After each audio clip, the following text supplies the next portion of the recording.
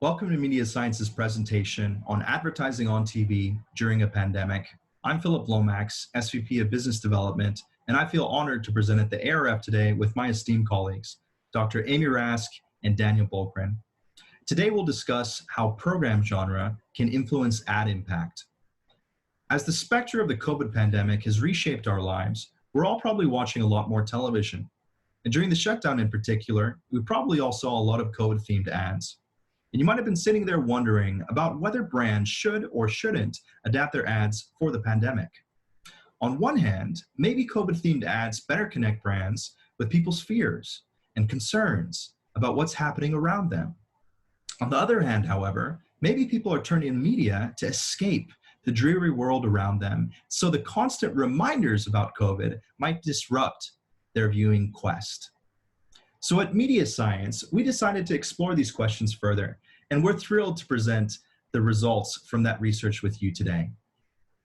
So without further ado, I'd like to introduce you to my colleague, Dr. Amy Rask, who will tell us more about the study. Thanks, Phillip. So in order to tackle this topic, we focused on three specific main research questions. The first, we ask, is there a significant difference in brand impact between the news environment, which is often focused on COVID-19 during a pandemic, and regular primetime programming? For the second question, we wanted to know, how do viewers respond to ads where the message is tailored to COVID-19? And is there a difference between viewing environments tested? And then for the third, we wanted to know, based on this study, is there evidence of the COVID-19 outbreak causing a brand safety issue? In order to answer those questions, we focused on classic experimental design. And in doing so, we're able to isolate the variables of interest. In this particular study, our main variables of interest are going to be the COVID-19 creative messaging that's inherent in the ads, as well as the contextual environment or the programming environment. And the study design we ended up implementing, we had two groups of viewers. One was allocated to a news environment that had some of the most recent news stories pulled, and then actually most of those were focused on the pandemic and had a lot of COVID-19 headlines. And then we had a second group who were exposed to a sitcom environment that had no sort of headlines or content relevant to COVID-19. And then within each of those environments, participants were exposed to both COVID-19 ads as well as standard ads. We were able to pull creative for 8 specific test brands for which we had both a COVID-19 ad and a standard ad. So we included a perfect mixture of rotation so that all of the brands were equally represented across environment as well as across brand message. And given that most viewers were actually in home and a lot of shelter-in-place orders were in place, we decided to use our StreamPulse product to test this in-home.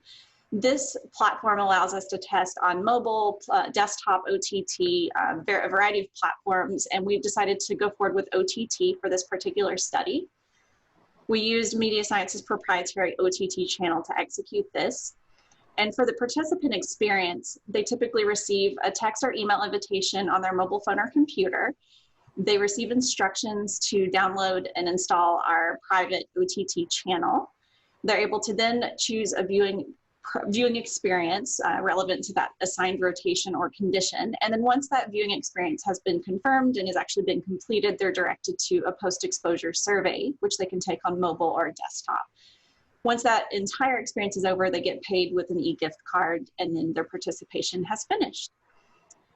So I'll hand it over to Daniel to talk us through the results. Thank you, Amy. Now, one of the first things we wanted to look at here was to see how these COVID-themed ads compared to the standard ads for the same advertiser. When looking at brand's attitude, brand recall, and purchase intent here, we did not see any significance between these subjects at the aggregate level. And these trends were consistent with other attitudinal measures toward these ads. So at the aggregate level, these COVID-themed ads are performing just as well as standard ads.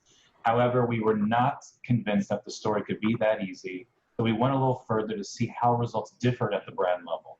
And this is where we started to see a story unfold around how important both context and creative are.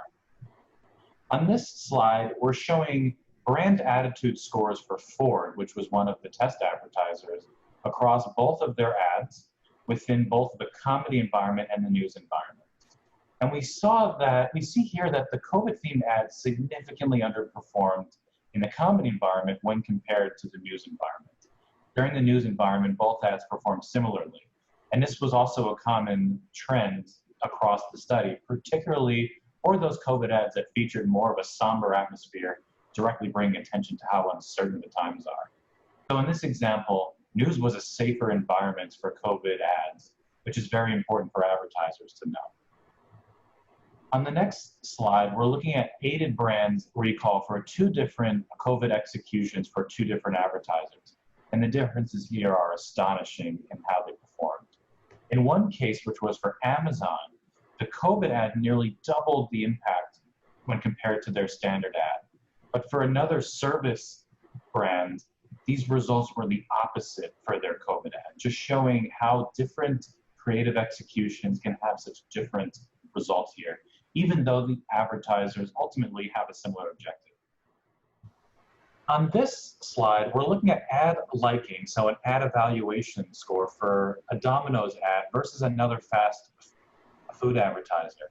And just like we saw for Ford, the news environment seems to be a safer environment for these COVID ads. Particularly for that other fast food advertiser, the COVID ad is not suffering as much during the news environment. And the main creative difference between these 2 brands is that the Domino's ad is mostly a standard approach, it's entertaining, and they really just tailored a COVID message onto it, which was that you can still order pizza without having physical contact with the delivery person. And the other brands produced kind of a quick ad highlighting, how uncertain the times are and just providing a message on how you can still use their service during these uncertain times. So the takeaway from these brand cases is that both context and creative execution are having a great influence on how these ads are performing, just like they always have. So to wrap this all up, in aggregate, there is no clear evidence that COVID itself is creating an unsafe environment for advertisers. However, it is clear that the performance of these ads is based on certain variables. And we did find that context matters. We tested both a news environment as well as a sitcom environment.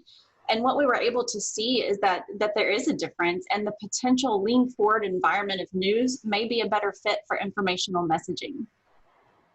And at the end of the day, during uncertain times, testing is crucial. Initially, we thought standard ads might not perform well in a highly charged news environment during the height of the pandemic. However, testing showed otherwise. The fundamentals of creating an engaging ad still apply. Assumptions are dangerous. When dealing with the unknown, our best remedy is testing. I hope you were able to get some useful takeaways from this study.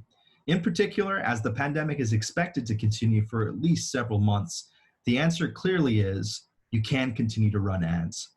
And while the key insights here are in what context does it make sense to run a custom versus a regular ad, each situation is different, and we'd be happy to help answer any questions that may be specific to your organization. Thank you to my colleagues, Dr. Amy Rask and Daniel Bulgrin, and thank you for attending our session today. We would be happy to answer any questions via email as listed below, and happy to connect with you on LinkedIn.